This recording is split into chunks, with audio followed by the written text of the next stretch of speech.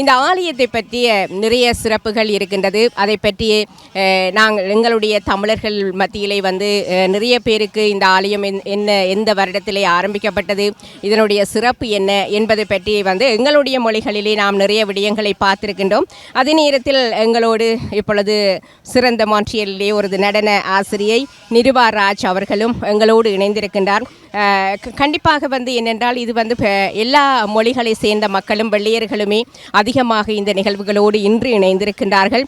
காவடி எடுக்கின்ற இடங்களாகட்டும், உள்ளே பூஜைகள் நடைபெறுகின்ற இடங்களாகட்டும், எல்லா இடங்களிலுமே அவர்களும் கலந்திருக்கின்றார்கள் நிறைய பேர். அவர்களுக்கு எங்களுடைய ஆலயத்தை பற்றியும் எங்களுடைய மொழிகள் பற்றியும் எங்களுடைய சிறப்பான சில விடயங்களை பற்றி இப்பொழுது பேசுவதற்காக என்னோடு இன்று இணைந்திருக்கின்றார். வணக்கம் நிருபா ராஜ். வணக்கம். அனைத்து மொண்டியர் அடியார்களுக்கும் மொந்தமிழ் நேயர்களுக்கும் அன்பான வணக்கம். இன்று இந்த வருஷம் 2019 ஆண்டிற்கு பிறகு வெகு விமரிசையாக திருவிழா தொடங்கி 15 நாள் திருவிழாக்களில் இன்றைக்கு 14வது தேர் திருவிழா வெகு விமரிசையாக தொடங்கியுள்ளது. தேர் திருவிழா என்னும்போது 5 தொழில்களில் அழித்தல் தொழிலை குறிக்கும். அத்தோடு தேர் ஒரு நடமாடும் கோயில் என்று கருதுவார்கள். தேர் வெளியில் வரும்பொழுது சகலரும் வருகின்ற தெய்வத்தின் அருளை பெற்று வருவது அது வளமை. அதற்கு சாம்ப தீர்ச்சி என்று பெயருண்டு என்று சொல்லுவார்கள்.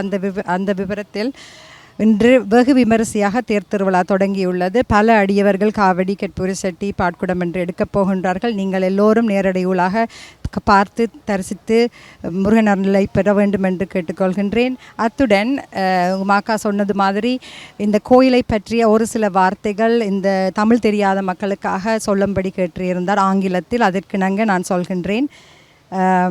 இந்த கோயில் எல்லோரும் அறிந்தது போல தமிழ் மக்கள் அனைவருக்கும் தெரியும் எப்படி தொடங்கியது என்று. அதற்காக ஆங்கிலத்தில் ஒரு சில வார்த்தைகள். This temple was started. First I would like to say vanakkam to every single one of you. Thanks for joining us. Few words about the annual festival and about the history of the Murugan temple. This temple was established in 1983 as the first Saiva temple in the province of Quebec, Canada. It is administered by the Saiva Mission of Quebec, a religious non-profit organization. The weekly religious activities started with few members of the Tamil-speaking Hindu community in Montreal before almost 4 decades, eventually evolved into hundreds of people coming and forming the Saiva Mission of Quebec. In 1985, with the main objective of building an authentic temple of our favorite Lord Murugan, following the Saiva Agama and Siddha Sastras, and a center to serve the social and cultural needs of the community. By 1991, hundreds of devotees succeed in raising money towards the temple, and by 1992, land was bought in the city of Daladezormo. Only faith in Lord Murugan and Guru's blessing encouraged the Tamils to embark a venture. As you can see, it's a remarkable venture. The project was blessed and work has been started since then. And by 1995, the inauguration ceremony was held at an auspicious time on May 29, 1995, by the divine grace of Almighty Lord Murugan at 1611 Sandraji Boulevard, DDO. This is the actual location of the temple where I'm standing right now. The first annual festival started back in 1996, but in September for 10 days. Since then, the annual festival has always been held in the second week of August. Then the work for phase 2 project started. The architectural design and workmanship were held in June 2002. The major portion of the sculpture works were done in the period from 2003 to 2005. And the Mahakumbhabhishekam, ritual inauguration and consecration ceremony of the Montreal Murugan temple took place on May 28, 2006. I believe it since then the annual festival days was extended from 10 days to 15 days. I was actually one of the one who were blessed to witness the process of this temple from the beginning, from the 90s, with God blessing, along with my family and my brother Kannan. I think he's been involved from the 80s. And including myself, and I'm sure most of the devotees will agree that we all come to Murugan temple not only during the festival time, but throughout the year, carrying our stress, strains, worries, and I'm sure they return with a sense of peace and relief. The annual festival begins with the hosting of the flag, the Kodiyetram, and here at the Montreal Murugan temple it goes on for 15 days.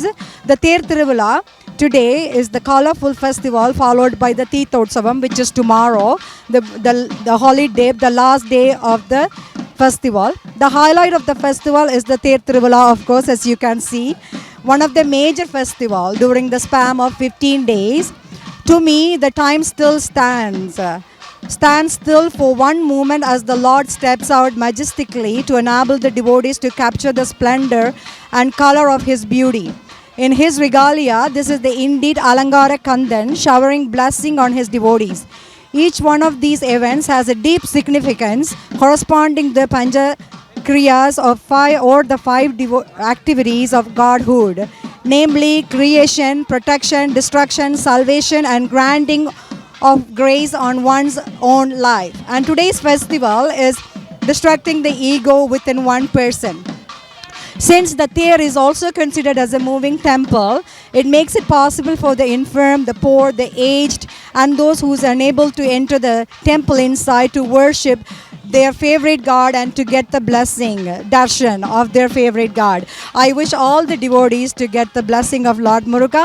அனைவருக்கும் முருகன் அருள் கிட்ட வேண்டும் என்று கூறி இந்த தேர் திருவிழா வெகு விமர்சையாக நடந்து முடியும் என்பதில் அச்சமில்லை என்று கூறி விடைபெறுகிறேன். நன்றி. நன்றி நிருபா. பிறமொழி பார்த்து கொண்டிருக்கின்ற அடியவர்களுக்காக மிக சிறப்பாக அழகாக நிறைய விடயங்களை சொல்லியிருந்தீர்கள்.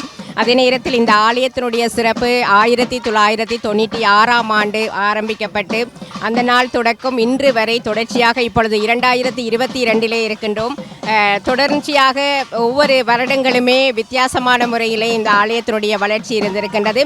அது மட்டுமல்லாமல் இங்கே வந்து இந்த காவடிகள் அப்படின்றது ரொம்பவே எல்லோருக்கும் பிடித்தமான ஒரு விடயம். இந்த காவடிகள் என்பது கண்டிப்பாக எல்லோருக்கும் ரொம்பவே பிடிக்கும். அதே நேரத்தில் வந்து தாயகத்திலே இந்த மாதிரி நிறைய காவடிகளை எல்லாம் பார்த்துருக்கின்றோம். ஆனால் மான்ட்ரியலை பொறுத்த மட்டிலே திருமுருகனுடைய ஆலயத்திலே வந்து மிக சிறப்பாக இந்த காவடிகள் வருவது கண்டிப்பாக மக்கள் எல்லோரையுடைய தலைகளிலே மலர்கள் இது எல்லாவற்றையும் பார்க்கும் பொழுது எப்படி இருக்கிறது உங்களுக்கு?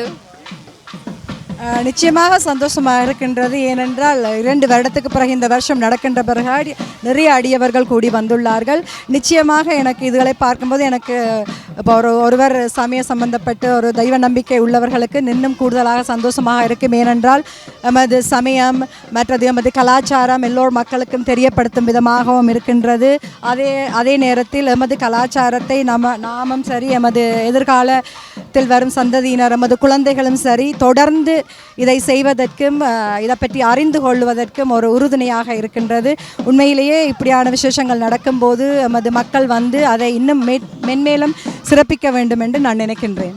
கண்டிப்பாக உங்களுடைய அந்த இரட்டிப்பு சந்தோஷம் எங்களுக்கும் இருக்கின்றது. தொடர்ச்சியாக இன்னுமே நிறைய விடயங்கள் இருக்கின்றது. நிறைய பேர்களோடு பேச போகின்றோம். இந்த 15 நாட்கள் எப்படி சொல்வது ஒரு குதூகலமாக மான்ட்ரியலிலே ஒவ்வொரு நாட்களும் மாலை பொழுதிலே இந்த திருவிழா காலங்களிலே வீட்டிலே எவ்வளவுதான் வேலைப்பாடுகள் இருந்தாலும் அதை எல்லாவற்றையுமே மறந்து இந்த ஆலயத்தோடு இணைந்திருந்தோம். அதே போன்று இன்று இந்த தேர் திருவிழா இன்னும் ஓரிரு நாட்களுக்குள் முடிவடைகிறது அப்படின்னு சொன்ன உடனே எல்லாருக்குமே ஒரு விதமான கொஞ்சம் கவலையாக கூட இருக்கிறது. ஏனென்றால் அவ்வளவு ஒரு மங்களகரமான இசைகளை கேட்பது இந்த மாதிரி மனதிற்கு சந்தோஷமான அதே நேரத்தில் வந்து மொன்தமிழ் ஊடாக பார்த்து கொண்டிருக்கின்றவர்களுக்கு ரொம்ப ஒரு சந்தோஷமான ஒரு விடயம் என்னவென்றால் ஆலயத்திற்கு வர முடியாதவர்கள் வீட்டில் இருந்தே இந்த நிகழ்வை பார்ப்பது. அதை பற்றி என்ன நினைக்கின்றீர்கள்? இந்த மாதிரி ஒரு ஊடகம் கண்டிப்பாக எல்லோருக்குமே ஒரு திருப்திகரமான நிறைய விடயங்களை செய்திருக்கின்றார்கள். அந்த வகையில் நிச்சயமாக நானும் சரி ஸ்ரீலங்காவில் யாழ்ப்பாணத்திலிருந்து சின்ன வயசுல இங்கே வந்தபடியால் அங்கே உள்ள கோயில்களை கூட நான் நிறைய பார்த்ததில்லை.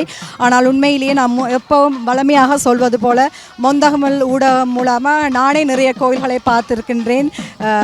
அவர்கள் சிறந்த ஒரு சேவையை செய்கின்றார்கள். வளமை போல உலகில் உள்ள மக்கள் எல்லோருக்கும் எமது கலாச்சாரத்தை கொண்டு செல்கின்றார்கள்.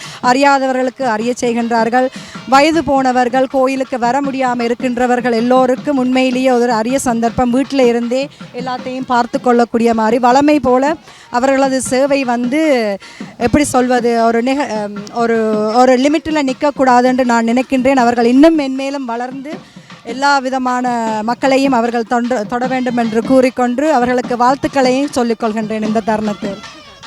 கண்டிப்பாக இந்த நிமிடத்தில் வந்து நாங்கள் நேரலை ஊடாக அவ்வப்போது உங்களோடு இணைந்து கொண்டு நிறைய விடயங்களை பகிர்ந்து கொள்ளப் போகின்றோம். அந்த வகையில் நிருபா ராஜ் இவ்வளவு நேரமாக மிக அழகாக மொன்தமிழ் ஊடாக இணைந்து கொண்டு சிறப்பாக நிறைய விடயங்களை உங்களுக்காக எடுத்து வந்திருந்தார்கள். மீண்டும் உங்களோடு நாங்கள் இணைந்து கொள்கின்றோம்.